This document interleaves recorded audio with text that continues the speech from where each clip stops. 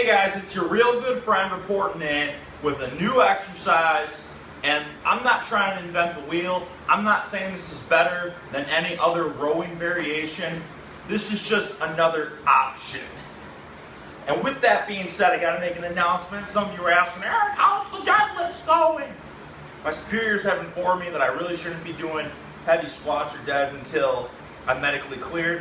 But upper body's A-okay. So, with that being said, I got about a few more weeks until I'm medically cleared. So until then, I'm just gonna work on getting as full as possible, finding what works the best for me, and finding what ultimately is gonna lead to a thick, juicy bag, popping cannonball delts, and pumping pectoralis. So let's get to it. Another row variation, okay? It's something that the majority of you have never thought of before, because I've thought about, let me show you this. I've thought about rowing with a trap bar before, but not in this manner. And when I was rowing with the trap bar, I was grabbing the outside handles like so. So let me break it down for you guys and why I think this is actually a pretty great accessory row to build your deadlift and build them juicy lats. Because a lot of you are like, Eric, man, not anybody cares about building their deadlift. That's true. I mean, it's absolutely true.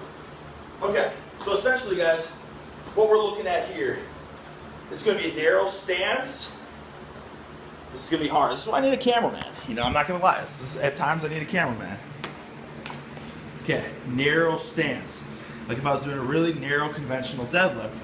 And then my hands are going to be like so. And the other hand is going to be like so. So it's very narrow. It's going to be very similar to how I was doing those easy bar bent over rows.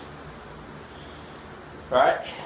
I have 25-pound plates on because remember, guys, you want to do exercises that put you at the most biomechanical disadvantage, because that's the hardest stuff, and that's going to require the most strength, most motor units to muscle up. All right, if you can do a ton of weight because you're upright or whatever it may be, and you feel good, you get a good boost to the ego, I can't knock that. I've done that for years. But in the grand scheme of things, you're putting yourself at a little more risk for less reward than if I was saying, I got 25-pound plates, so I'm basically essentially doing a deficit deadlift from the bottom here, narrow grip, deficit deadlift. Now what I'm going to do, I'm starting here, okay? Now because I'm having a landmine is good because it's a free weight. Well, it's kind of a gray area. It's not black or white. It's kind of like a machine because you don't have to use your core quite as much. But then again, it's still this free moving weight. So it's in between a free weight and a machine essentially.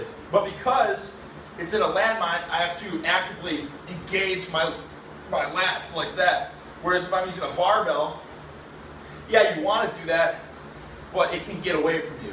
You understand what I'm saying? And if it gets away from you too, now all of a sudden it puts you in a bad position and you can get some rounding.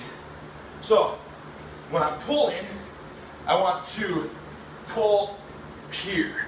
All right? You want to feel this. You're going to feel this a whole lot like in your lower lats, erector spinae lower lats. That whole area, nice and low. The area where when you're deadlifting, a lot of the times, people, that's the area that kind of, right, breaks up. Not strong enough to keep pulled back. So, I'll just do a few reps here, and then I'll talk about why it's also the other perks of it.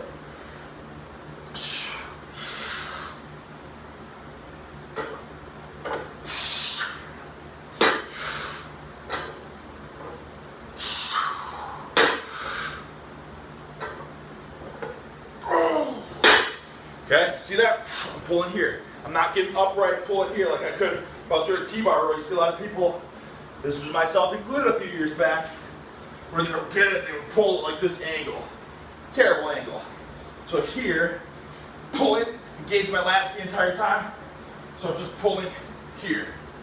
Alright, so if I was doing a conventional deadlift with a barbell, right, I get through here, and I really want to engage my back. Oh, for that strong lockout. It should have good carry over your deadlift. And as you guys know, high intensity That's the best thing you can do. I'm not saying, a lot of you guys are like, well, I thought you said pump training is bad. Well, listen guys, sarcoplasmic hypertrophy, myofibrillar hypertrophy, blah, blah, blah. So you gotta do the best of both worlds. Yeah, lift heavy, get strong, but at the same time, whether you do high reps to get warmed up or you do high reps as a finisher, you gotta do both, right? You can't just do one or the other. You gotta be well-rounded if you want the biggest physique. So, common sense, right? But with that being said, you're most likely, as a natural lifter, especially as a newer lifter, gonna get more bang for your buck with high intensity. And that's why this landmine is good stuff too, because it's really easy to do high intensity and then switch right into that next phase of that high rep, lower intensity, so you get the best of both worlds. Just doing it, like it's very easy to do drop sets with landmines. And again, drop sets aren't the magic bullet. They're not gonna make you super grainy, no, but it's just another intensity technique where if you've hit a plateau or whatever it may be, it might get you to that next step. So, in that regard, check this out. All I have to do is elevate this plate. I can use anything. I'll just use this 5, like so. All right, it's up there. Now look at how easy this is. I can go high intensity, low rep.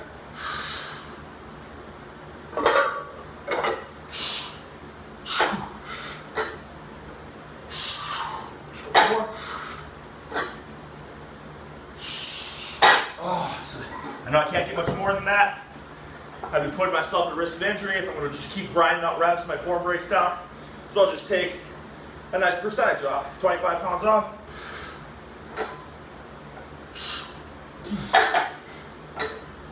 Whatever, you get the gist of it. Look at that, boom.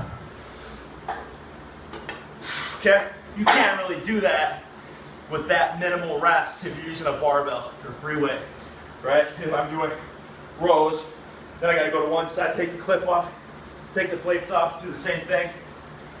And really guys, I mean, your rest periods do make a difference as well, right? It's about how much workload you can get in during a workout, all right? There's so many factors that play into your results. Now, I want to talk about this a little bit more. People would be like, well, Rubish Rose and Kayla Woolham does all this and all these things. You know, everyone's going to think of arguments. Why do that versus that? I'm not for one or another. I'm simply just throwing out ideas for you guys to do because it's stuff that I've done within the past couple weeks, and I think, wow, you know, it's not bad, and it can help some of you guys. Some of you are going to do this, and you're going to find it's really good. Some of you are going to be like, well, I'm not even going to try that. Some of you won't have access to a trap bar. Some of you might try and be like, well, I'm just going to do Rubish rows, and that's fine. Rubish rows, whatever, cheat rows, whatever you want to call them. All these names are stupid anyways. You know, this should be called trap bar, landmine row, whatever. You know what I mean? Just call it what it is. Don't add names to it and things of that sort. All right? But essentially, think about a Rubish row, right? It's like a deadlift, like an explosive deadlift with like a little pull at the end, right? So a lot of you guys, especially the newer lifters, you're gonna think, well, it's a really fast, explosive deadlift row type thing. So your forms are really bad, herky-jerky, right? You can't really do that with this because you have to get everything tight, you gotta pull back. It's an easier way too to get the idea, right, of doing like a deadlift style high pull, deadlift style row. Right? Like I'm initiating the pull with leg drive. A lot cleaner, easier form. Right? Because you can pull it in. So you're getting that good lat activation the entire time. Whereas I guarantee the majority of you doing Rubish rows are hardly feeling your lats at all. Right? You're probably feeling your lower back a lot, maybe your traps a lot, your hamstrings, your glutes. Listen, I've done things like that in the past as well. I've tried pretty much everything. And this is a good movement. If for nothing else, lat activation type movement before you get into deadlifts or any other type of pull, or as like a super high intensity finisher. right? Just doing a drop set, something along those lines, getting that overall volume in at the end. Maybe you're doing deadlifts and you're doing weighted pull-ups and you don't have that much overall volume, so you want to get more in, especially if you're doing 2-3 times a week training. You got to get a lot of volume in the more you progress. And high intensity as well. So you got the best of both worlds. Easy drop set to finish it off. So again, guys, it's not the silver bullet. It's just another idea of things to try.